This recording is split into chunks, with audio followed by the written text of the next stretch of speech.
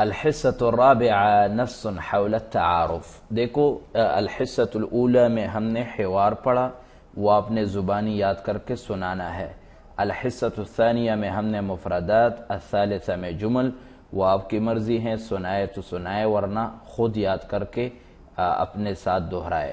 الحصۃ الرابعہ میں وہی حوار جو کہ سوال جواب کی شکل میں تھا، سوال جواب ختم کر کے سوالات نکال کر کے جوابات کو آپ ترتیب دیں تو یہ ایک مضمون اور مقالہ بن جائے گا، جس کو ہم نص سے تعبیر کرتے ہیں۔ نص کا معنی ہے روانگی کے ساتھ عبارت۔ نص حول التعارف یعنی اگر میں آپ سے پوچھوں آپ کا نام کیا ہے تو آپ بتائیں گے، آپ کہاں پڑھتے ہیں بتائیں گے، یہ حوار ہے۔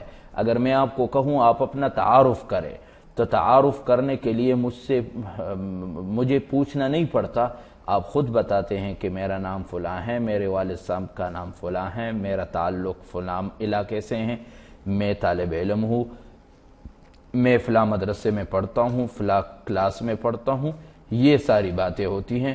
یہ ایک مختصر نص ہے، اس کو آپ نے یاد بھی کرنا ہے اور پھر اس میں تھوڑا سا اضافہ کر کے یا اس کو کم از کم لکھ کر کے آپ نے بھیجنا ہے، اپنے الفاظ میں لکھنا ہے، اپنے بارے میں خود لکھنا ہے۔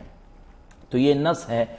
مثال کے طور پہ یہ بندہ کہتا ہے السلام علیکم ورحمۃ اللہ وبرکاتہ، اہلا وسہلا ومرحبا، صباح الخیر یا اصدقائی، اسمی حسن واسم ابی عثمان، انا على احسن حال والحمد للہ، انا من لاہور مدینۃ جمیلۃ واسکن حالیا فی کراچی، میں اصل میں لاہور سے ہوں، واسکن حالیا فی کراچی، لیکن فی الحال میں کراچی میں رہائش رکھتا ہوں۔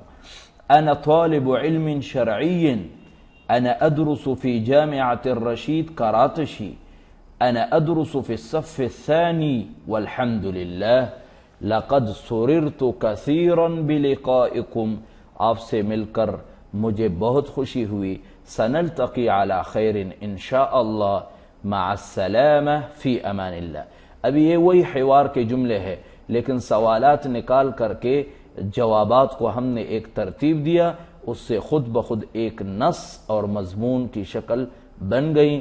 لہٰذا آپ اپنے بارے میں بتائیں گے السلام علیکم ورحمۃ اللہ وبرکاتہ، اہلا وسہلا ومرحبا، صباح الخیر یا اصدقائی یا مساء الخیر یا اصدقائی، اسمی فلان و اسم ابی فلان، انا على احسن حال یا انا بخیر وعافیت والحمد للہ، انا من بشاور مدینۃ جمیلۃ واسکن حالیا فی راولپنڈی، انا طالب علم شرعی، یعنی جو آپ کے اپنے احوال ہے۔